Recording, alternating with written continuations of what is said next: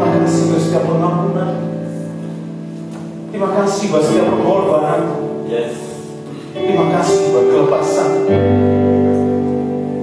Terima kasih Allah. Ajari kami senantiasa untuk menghormati hadirat Tuhan dalam hidup kami semua. Karena kami ingin lawatan Tuhan terjadi dan semuanya tidak ada yang terlewat lagi, Yesus. Makasih. Pakai hamba-Mu yang sangat terbatas ini untuk menyampaikan isi hati. Di dalam nama Tuhan Yesus kami bersama berdoa. Haleluya, mari bersama-sama katakan amin. Duduk kembali saudaraku. Selamat pagi. Salam. Selamat Paskah semuanya. Tuhan Yesus berkati kita semuanya. Mari membuka kitab kita dalam Yohanes 20 ayat 24 sampai 29. Passover atau Paskah. Passover, Paskah itu artinya dilewatkan. Sudah ketemu?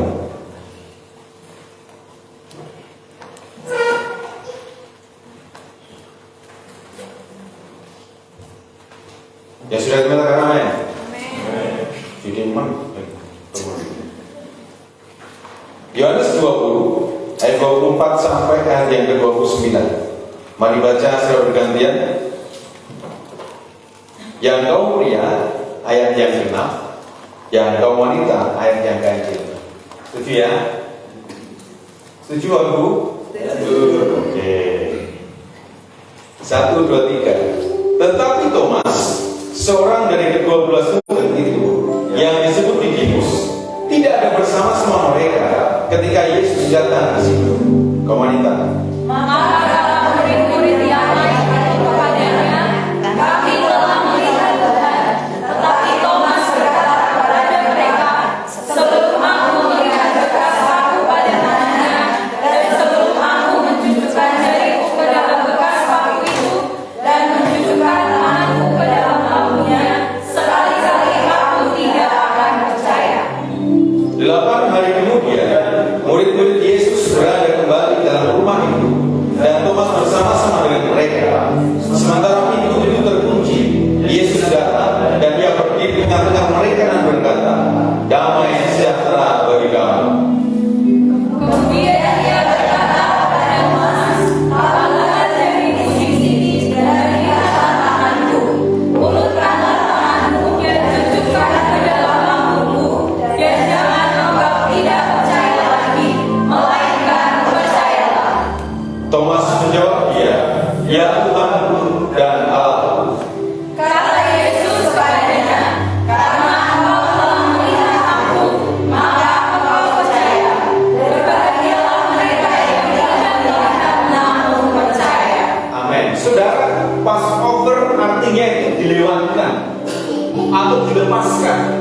Jika pada waktu perjanjian lama, ketika umat Israel pada waktu itu berada di Mesir, memberikan tulah yang begitu luar biasa kepada bangsa Mesir, dan setiap rumah-rumah ada tanda darah kambing domba yang menjadi korban pada waktu itu, dan setiap yang ada darahnya di atas pintunya itu terlewatkan dari kutukan anak sulung, kematian anak sulung. Saudara, betapa luar biasanya pada waktu itu dan begitu mencekam pada perjanjian lama. Karena apa? Semua anak sulung meninggal, bahkan sampai hewan-hewan pun yang anak sulung meninggal. Itu luar biasa, bagaimana tidak mencekam.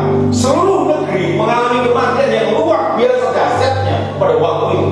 Semuanya terlepaskan orang-orang yang ada darahnya di pintunya. Itulah orang-orang pilihan Tuhan, umat Israel pada waktu itu.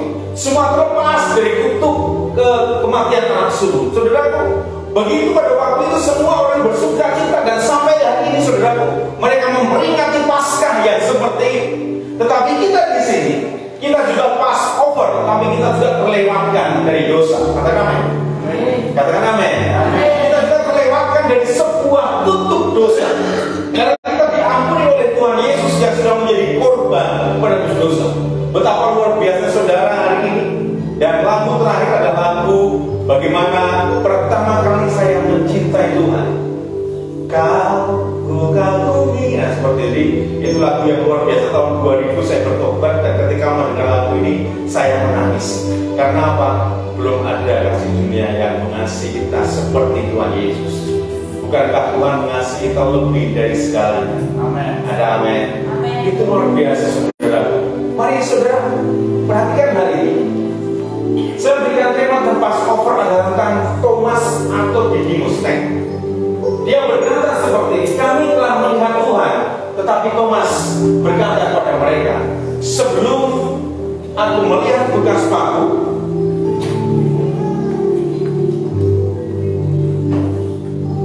pada tangannya, dan sebelum aku mencucukkan jariku dalam bekas paku itu, dan mencucukkan tanganku ke dalam lampunya, sekali-kali aku tidak percaya.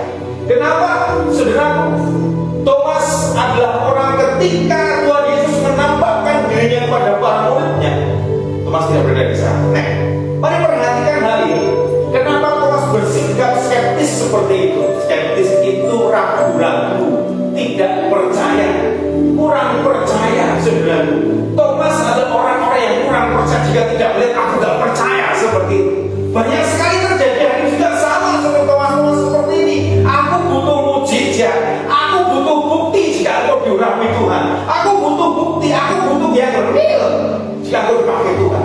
Saudaraku, ini Thomas terjadi. Nah, saya membagikan dua bagian hari ini. Ketika dia pada waktu itu dia menjadi seorang yang skeptis karena dia orang yang menjauh dari komunitas. Perhatikan hanya di ayat yang 24. Pada waktu Tuhan menampakkan diri kepada semua muridnya, Thomas tidak ada, saudara. Dia itu orang yang seringkali menjauh pada komunitas ketika ada masalah. Dia lari dari komunitas pada waktu itu. Ketika Yesus disalib, semua dia berkata dalam hatinya, udah selesai. Ya memang Tuhan Yesus memang berkata sudah selesai. Tapi dia mungkin dalam hatinya, aduh Tuhan, aku udah gak punya pemimpin lagi. Aku sebagaimana Tuhan? Dia menjauh dari komunitasnya, dia menjauh dari para murid, dia nggak mau lagi bertemu dengan para murid, saudara. Sehingga ketika Yesus menampakkan diri pada mereka, dia tidak ada di sana dengan tubuh kemuliaan Tuhan.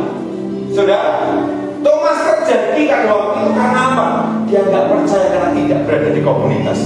Jika saudara dan saya tidak berada dalam komunitas yang baik, saudara akan meragukan orang lain dalam komunitas itu. Kenapa saudara diberkati tempat ini? Karena saudara berusaha menjauh dari komunitas ini. Kenapa yang diberkati dalam komunitas ini? Bersukacita, ada satu hati seperti itu. Tapi aku gak merasakan apa-apa sih. Karena sudah berusaha menjauh dari komunitasnya Tuhan di tempat ini. Saudara, seringkali orang-orang berkata, aku udah makan apa-apa di gereja itu. Karena makan hatinya di sini. Orangnya di sini, hatinya di sana. Seringkali orang udah makan berkat, dia gak makan apa-apa. Karena apa? Karena hatinya menjauh dari komunitas tempat. Saudara, jika aku ingin berkati bareng-bareng, ingin diberkati dalam mujizatnya Tuhan di tempat ini, saudara harus berada di tempat ini. Jika engkau menjauh dari tempat ini, engkau tidak akan mendapatkan apa-apa yang ada di tempat ini, maksud saya. Saudara, ini terjadi. Thomas juga sama. Ketika dia menjauh dari komunitasnya para rasul pada waktu itu, 11 para murid hanya dia yang tidak ada. Semuanya melihat, bahkan Maria Magdalena, bahkan semua wanita juga melihat bagaimana Tuhan dibangkitkan, bagaimana dia bangkit dari kematian, bagaimana dia menampakkan diri dengan tubuh kemuliaan. Dia tidak ada. Karena apa? Mungkin dia stres, saudara. Mungkin dia seperti orang-orang yang akan ke Emmaus. Mungkin dia orang-orang yang ingin menyendiri. Mungkin dia ingin menemukan jawaban dengan healing. Banyak loh sekarang di bis, di truk, kayaknya pucat, apa kurang piknik. Nah, ada yang seperti itu enggak? Saya sering melihat seperti itu. Rehmu kok pucat, aku langsung kayak ngeceman seperti itu. Rehmu kok pucat, kurang dolan. Saudara ada yang seperti itu. Saudaraku, dolan bukan jawaban, piknik bukan jawaban. Boleh-boleh saja kalau kita punya uang, kita piknik is okay lah. Boleh-boleh saja, bukan yang larang. Tetapi ketika Anda punya masalah, ketika Anda punya tantangan, piknik bukan jawaban. Oke lah, sampai sana mungkin kita akan berhasil dengan sukacita, dengan senang-senang. Tapi sampai pulang, wes buat meneh, tambah beban meneh seperti itu. Saudara, ingatlah baik-baik. Jawabannya, ketika Anda punya masalah dan beban berat,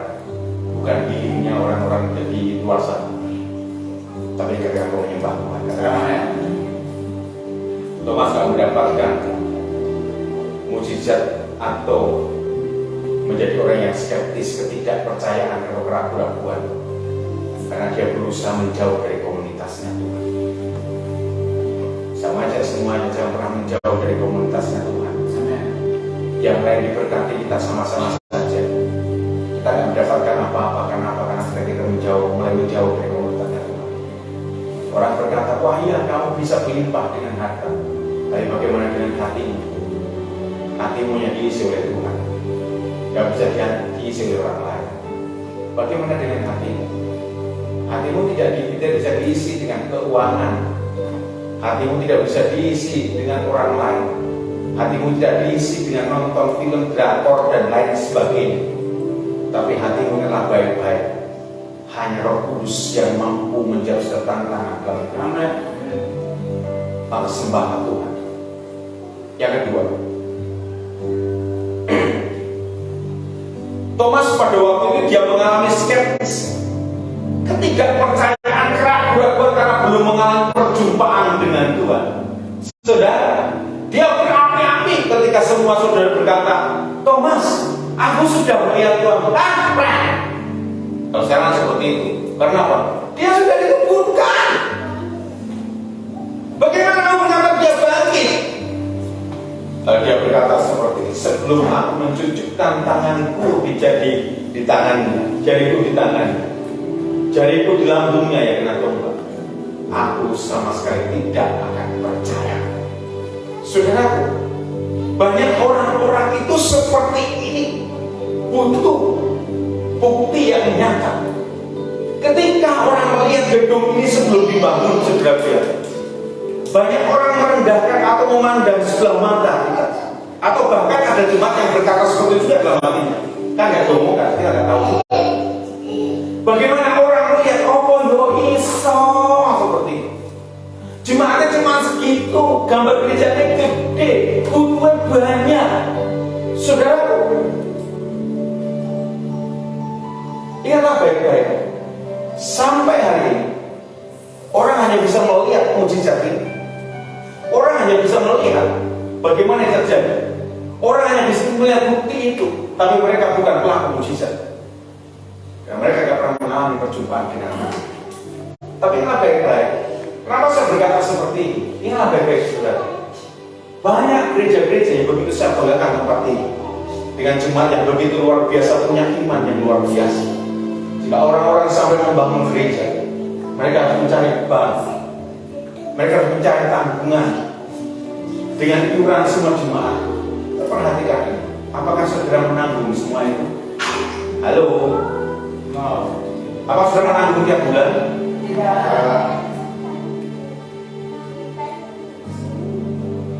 Bukankah saudara berdoa dengan lututmu? Yes.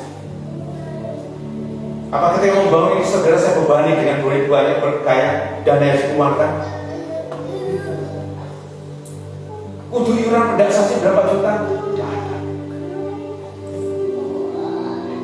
Saudara, betapa luar biasanya Tuhan berkata padamu. Mungkin orang berkata, mana mungkin bisa terjadi? Tapi ingatlah baik-baik, Tuhan yang kita sembah adalah Tuhan yang luar biasa. Amin. Dengan baik-baik, perjumpaan dengan Tuhan membawa sebuah perubahan dalam hidup Thomas. Betapa dia luar biasa ketika dia berjumpa dengan Tuhan. Nah, dia berjumpa dengan Tuhan, dia mencucukkan jarinya di lambung Tuhan. Ketika ditombak ada bekas, dia mencucukkan jarinya di tangan dan kaki Tuhan. Dia percaya itu adalah Yesus Tuhan yang aku kenal. Itulah Yesus yang aku sembah. Dia berkata, ya Tuhanku Allah. Dia punya perubahan yang radikal. Dia melakukan misi yang luar biasa 20 tahun. Dia melakukan misi penginjilan. Dan luar biasa dia juga mati ditombak seperti Tuhan. Betapa luar biasa ketika perjumpaan dengan Tuhan. Dia berapi-api luar biasa. Dia gak pedulikan hidupnya lagi. Yang penting banyak orang diselamatkan. Saudara, bagaimana dengan hidup kita? Kalau kita ingin sesuatu yang radikal dengan iman kita, alami perjumpaan dengan Tuhan. Katakan amin. Kalau saudara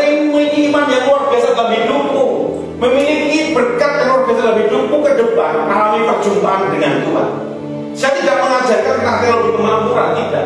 Tetapi ingatlah, awal perjumpaan dengan Tuhan yang membuat sebuah perubahan bagi kita. Ketika kau mengasihi Tuhan dengan sungguh-sungguh dan baik-baik, Tuhan akan merubah semuanya. Amin. Baik bisnismu, pekerjaanmu, karakter, hati.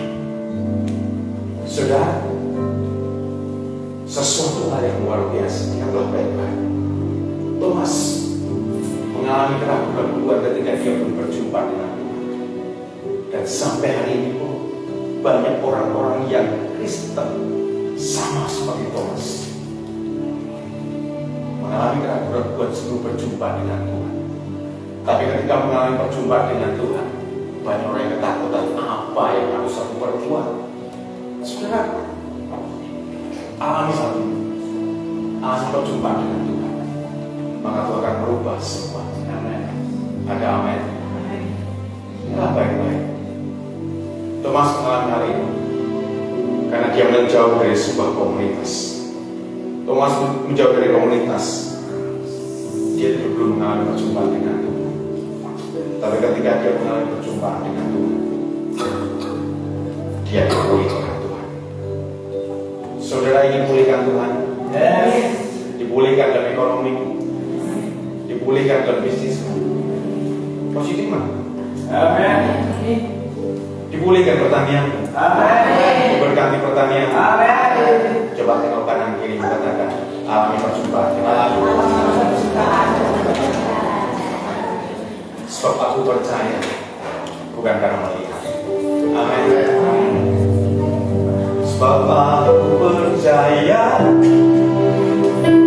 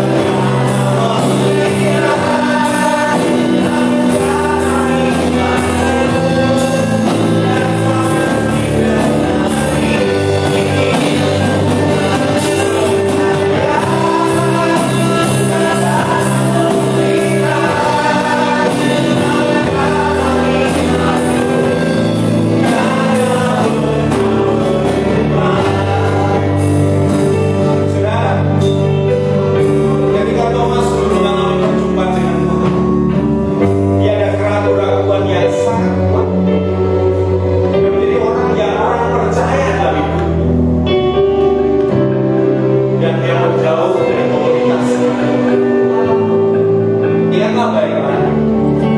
Perjumpaan dengan Tuhan membuat sebuah perubahan yang radikal dalam hidup kita.